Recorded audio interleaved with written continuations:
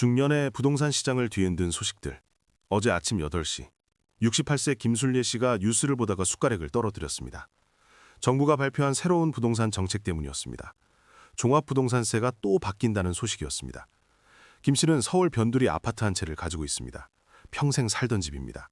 그런데 매년 세금이 달라집니다. 올해는 올랐다가 내년에는 내린다고 합니다. 도대체 뭐가 어떻게 바뀌는 건지 알 수가 없습니다. 김 씨는 한숨을 쉬었습니다. 왜 이렇게 복잡하게 만드냐고, 우리 같은 노인들은 어떻게 따라가냐고 중얼거렸습니다. 바로 그때 옆집 최 씨가 급히 찾아왔습니다. 방금 들은 소식이 있다며 숨을 헐떡였습니다. 요즘 부동산 시장이 매일 뒤흔들립니다. 정책이 바뀌고 규제가 생기고 완화됩니다. 금리가 오르락내리락합니다. 집값도 들쑥날쑥합니다. 특히 우리 중년과 시니어들은 혼란스럽습니다. 평생 한 가지 방식으로 살았는데 세상이 너무 빨리 변합니다. 오늘 이 시간 최근 부동산 시장을 뒤흔든 주요 소식들을 정리해드리겠습니다. 끝까지 보시면 복잡한 상황 속에서 어떻게 대처해야 할지 명확히 알게 될 것입니다. 첫 번째 큰 소식은 금리 인하입니다. 한국은행이 기준금리를 내렸습니다. 몇 년 만에 인하입니다. 이것이 부동산 시장에 어떤 영향을 줄까요? 금리가 내려가면 대출 이자가 줄어듭니다. 집을 사기 쉬워집니다. 수요가 늘어납니다. 이론적으로는 집값이 오를 수 있습니다. 67세의 박영수 씨가 이 변화를 주목했습니다. 박 씨는 작은 아파트 한 채를 가지고 있습니다. 팔 생각이 있었습니다. 하지만 금리 인하 소식을 듣고 망설이게 되었습니다. 혹시 집값이 오르지 않을까 기대했습니다. 조금 더 기다려볼까 고민했습니다. 하지만 전문가들은 말합니다. 금리 인하만으로 집값이 크게 오르지는 않을 것이라고 합니다. 다른 요인들도 많기 때문입니다. 경기 상환, 공급 물량, 정부 정책 등이 복합적으로 작용합니다. 금리는 여러 요인 중 하나일 뿐입니다. 두 번째 소식은 대출 규제 완화입니다. 정부가 LTV와 DTI 규제를 일부 풀었습니다. 대출을 더 많이 받을 수 있게 되었습니다. 특히 생애 최초 주택 구입자에게 유리합니다. 젊은 층의 내 집 마련을 돕겠다는 취지입니다. 70세의 이정수 아들이 이 혜택을 받았습니다. 아들은 40대입니다. 평생 월세로 살았습니다. 그런데 대출 규제가 완화되면서 기회가 왔습니다. 은행에서 대출을 더 많이 받을 수 있게 되었습니다. 드디어 내 집을 마련했습니다. 이 씨는 기뻤습니다. 아들이 평생 월세 걱정하는 것이 마음 아팠습니다. 이제 안심이 되었습니다. 정부 정책이 때로는 도움이 된다고 생각했습니다. 하지만 동시에 걱정도 됩니다.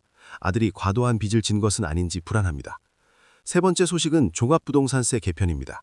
정부가 종부세를 손봤습니다. 일부는 완화하고 일부는 강화했습니다. 실거주자는 부담을 줄여주고 다주택자는 더 내게 했습니다. 복잡한 계산식이 적용됩니다. 68세의 최영수 씨가 이 변화에 혼란스러워합니다.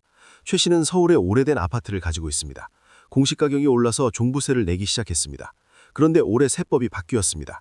실거주자 공제가 늘어났습니다. 덕분에 세금이 조금 줄었습니다. 하지만 최 씨는 여전히 부담스럽습니다. 국민연금으로 살아가는데 세금이 수백만 원씩 나옵니다.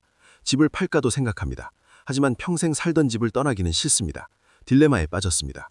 최 씨는 말합니다. 정책이 자주 바뀌어서 계획을 세울 수가 없다고 하소연합니다. 네 번째 소식은 공급 확대입니다. 정부가 주택 공급을 늘리겠다고 발표했습니다. 특히 수도권에 대규모 택지를 개발한다고 합니다. 신도시도 추가로 짓습니다. 집값 안정을 위한 조치입니다. 72세의 한명희 씨는 이 소식을 반갑게 들었습니다. 한 씨에게는 손주가 있습니다. 손주가 곧 결혼합니다. 하지만 집값이 너무 비싸서 집을 못 삽니다. 한 씨는 안타까웠습니다.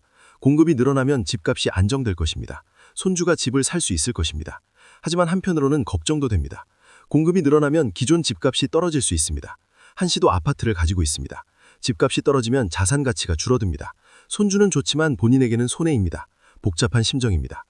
다섯 번째 소식은 전월세 시장 변화입니다. 전세가 줄고 월세가 늘고 있습니다. 집주인들이 전세를 꺼립니다. 목돈을 묶어두는 것이 부담스럽기 때문입니다. 대신 월세를 선호합니다. 세입자들은 힘들어집니다. 보증금도 내고 월세도 내야 합니다. 67세의 김철수 씨가 이 변화를 체감합니다. 김 씨는 작은 아파트를 하나 더 가지고 있습니다. 전세를 놓았습니다. 하지만 이번에 계약이 끝나면서 월세로 전환했습니다. 전세금을 돌려줄 여력이 없었습니다. 그 돈으로 다른 투자를 했기 때문입니다.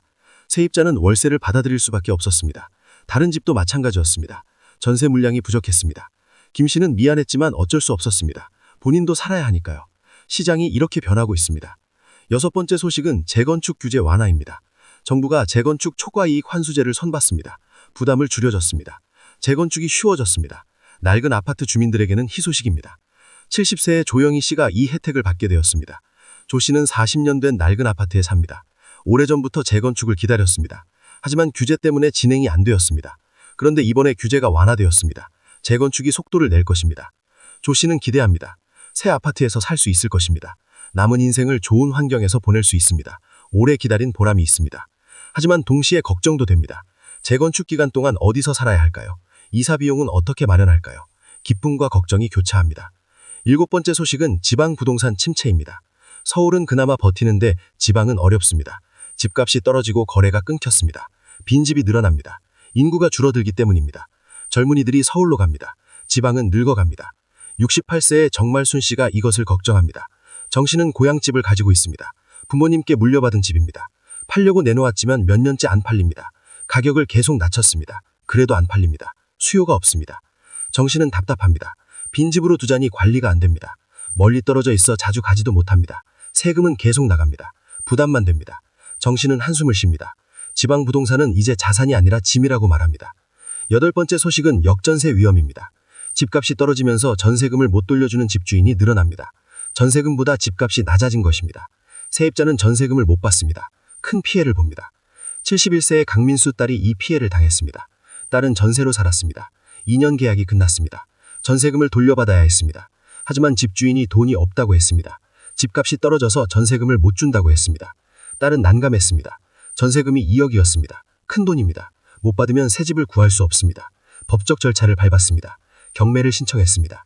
하지만 시간이 오래 걸립니다. 스트레스가 이만저만이 아닙니다. 강 씨는 딸이 걱정되어 잠을 못 잡니다. 9번째 소식은 청약제도 변화입니다. 정부가 청약제도를 또 바꿨습니다. 가점제와 추첨제 비율을 조정했습니다. 무주택 기간이 중요해졌습니다. 청약통장 가입 기간도 영향을 줍니다.